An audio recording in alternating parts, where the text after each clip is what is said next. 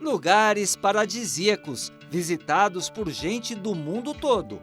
Mesmo com tantas idas e vindas, Bonito conseguiu equilibrar as emissões de carbono com a remoção desse gás através de projetos de conservação e compensação. Virou, assim, um exemplo de desenvolvimento sustentável. Em 2022, o município entrou para a história como o primeiro destino de ecoturismo do mundo com certificação em carbono neutro. Desde 2021 que começamos a trabalhar, fomos convidados pela ONU para começar o certificado de carbono neutro e deu resultado em 2022. E temos o desafio até 2030 e nós estamos fazendo o dever de casa. Saímos na frente no estado do Mato Grosso do Sul e Bonito está dando exemplo do carbono neutro, sim.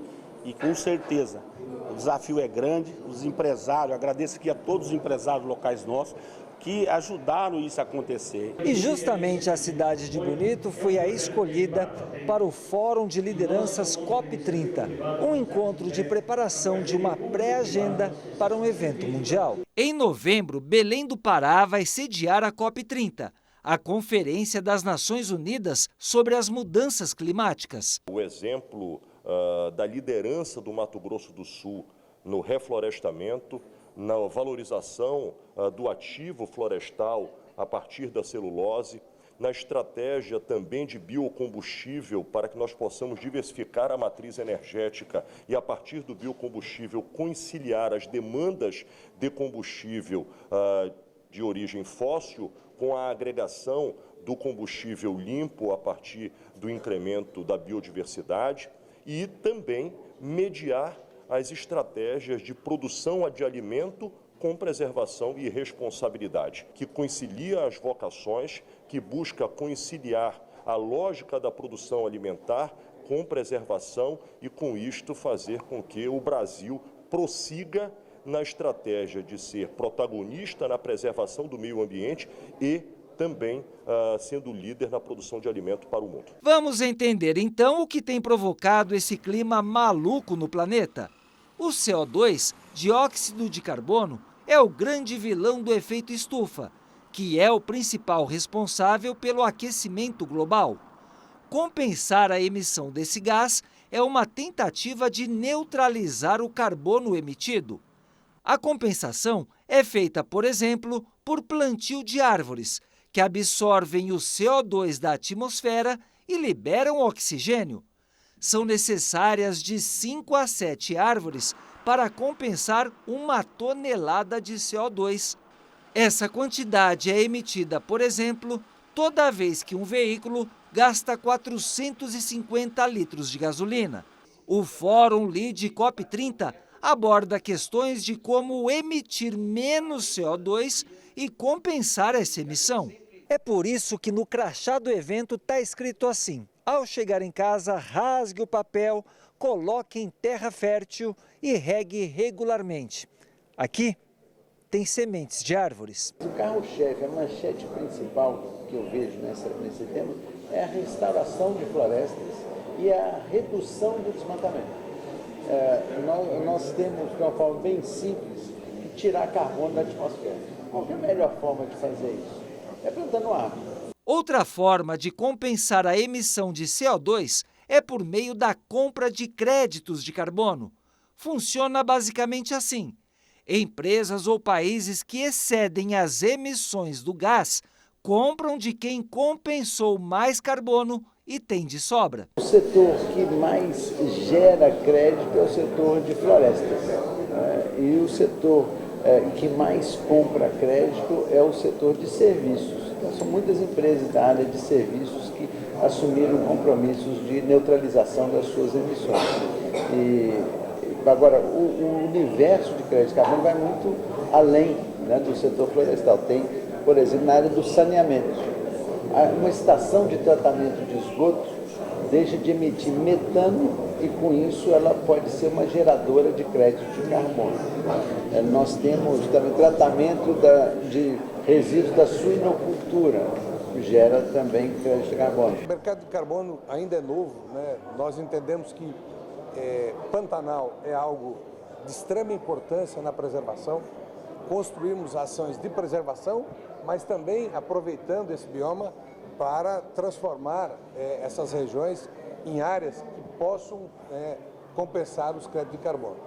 É uma forma de rentabilizar também o proprietário que tem lá no Pantanal e uma forma de envolver esse proprietário também na proteção desse bioma. Entendemos que o mercado de carbono ainda passa por uma falta de conhecimento e regulação. Nós entendemos que podemos discutir internamente uma condição com a lei do Pantanal de buscarmos fomentar de uma forma legal a comercialização do carbono do Pantanal. Mato Grosso do Sul tem a meta de, em 2030, ser o estado carbono neutro, ou seja, neutralizar as emissões do gás que provoca o efeito estufa por meio da compensação da emissão. Chegar a 2030 com a neutralização das emissões de carbono, foi preciso decidir uma estratégia de industrialização a partir das premissas que nós temos hoje. E isso está acontecendo. Então nós estamos tranquilos porque nós temos uma agropecuária extremamente consciente em relação às suas práticas. Quando a gente fala de plantio direto, baixa emissão, uso de tecnologia, tudo isso contribui para a gente monitorar e chegar a esse ponto.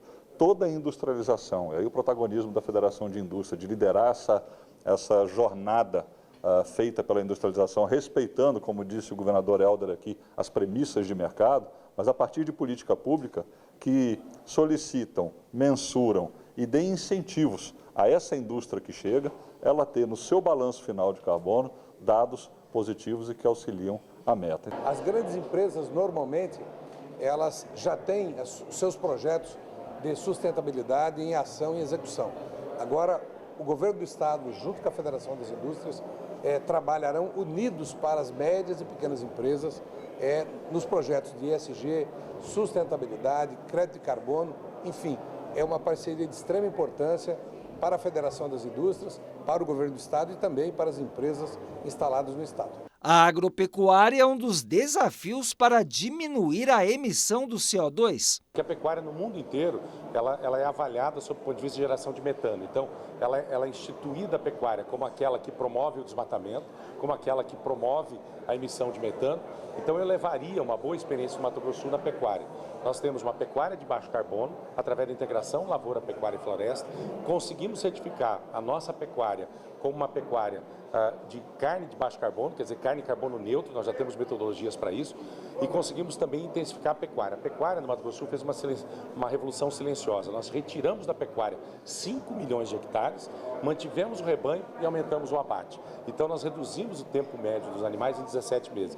Então, acho que se nós levaremos um destaque para ser percebido, é o da pecuária de corte. No Fórum Lead COP30, homens e mulheres em busca de um mundo onde o ser humano possa respeitar e entender que ele é o grande vilão das mudanças climáticas. O estado do Mato Grosso do Sul traz a discussão da COP, da questão da mudança climática, com uma visão estratégica do seu desenvolvimento. E traz para o Brasil, revela para o Brasil, por intermédio do LEAD, como que o estado do Mato Grosso do Sul avança e vem avançando no seu processo de desenvolvimento, num alinhamento, ficou claro, do setor privado com o setor público e agora com a própria academia, como é que as universidades, como é que os centros de inovação, isso converge, essa parceria, esse diálogo, obviamente com tensões, que deve ter tensões, tem diferenças, nada é linear, mas a decisão de ser um país, um estado competitivo que revela isso com os investimentos internacionais. As soluções, via de regra, estão nas empresas, nas comunidades,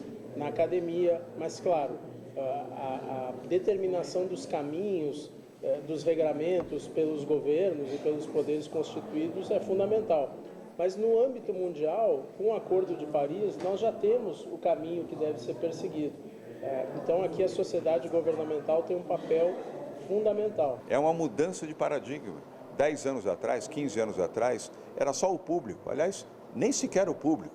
Eram alguns ambientalistas, associações, entidades, organizações não governamentais que cuidavam disso. Hoje não.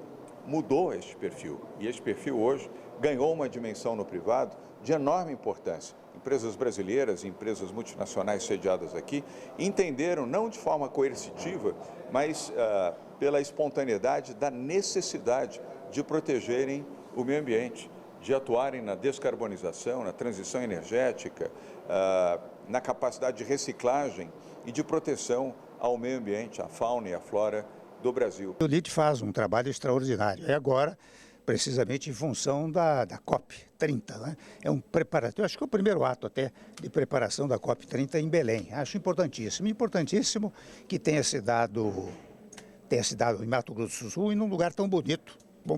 De modo que é com muita satisfação que eu venho aqui participar de uma coisa que é fundamental para o país, que é a preservação no meio ambiente, onde tem dito com frequência, deve ser preocupação de todos os brasileiros, que é assim que o determina a Constituição Federal. E ao final do evento, foi assinado um termo de compromisso para reduzir a emissão do CO2 e compensar também essa emissão. Foi uma discussão extremamente rica, consistente e convergindo aí as narrativas e o posicionamento do Brasil na COP. Nós já temos documento da nossa pecuária de corte, formatado pelas nossas Embrapas, universidades, feito lá em Campo Grande, aqui no Mato Grosso do Sul. Chamamos para cá essa discussão. Agora toda essa discussão de posicionamento estratégico do Brasil em relação ao balanço de carbono, a preservação dos nossos biomas, e fica muito claro que o Brasil tem muito para mostrar. Sair da posição defensiva e se colocar na discussão global sobre meio ambiente como protagonista da segurança alimentar, da transição energética e da sustentabilidade. Pensar no clima é pensar na preservação do meio ambiente. O cantor, compositor e ator Almir Sater mora há 40 anos no Pantanal e também deu a opinião dele para um mundo melhor. Eu acho que eu ouvi mais os pantaneiros. Muita gente vem de fora com a melhor das boas intenções, mas não sabe o dia a dia pantaneiro, sabe as pequenas coisas que o Pantanal necessita, que nos oferece, né? Eu acho que precisa escutar um pouco mais o homem simples do Pantanal, né? E eles que vivem lá no dia a dia. E o Pantanal é para poucos, não é para qualquer um, não é qualquer um que consegue viver naquele mundão lá, né? Então ele tem que ouvir os que conseguem viver, que estão lá, que criaram suas famílias, seus filhos. Os antigos pantaneiros, os antigos já foram, né? Agora nós estamos virando os antigos pantaneiros. Eu estou há 40 anos lá e vi muita coisa, muitas coisas assim que as pessoas falavam, isso aqui aconteceu um dia e vai voltar a acontecer. E as coisas são cíclicas, né? Então não tem uma receita certa, é observar e amar o lugar, assim, tem de cuidar. Setores produtivo, da política e da ciência, todos falando a mesma língua. Sendo assim, o patrimônio maior que temos, a natureza, agradece. No Pantanal vale o que você é, não o que você tem.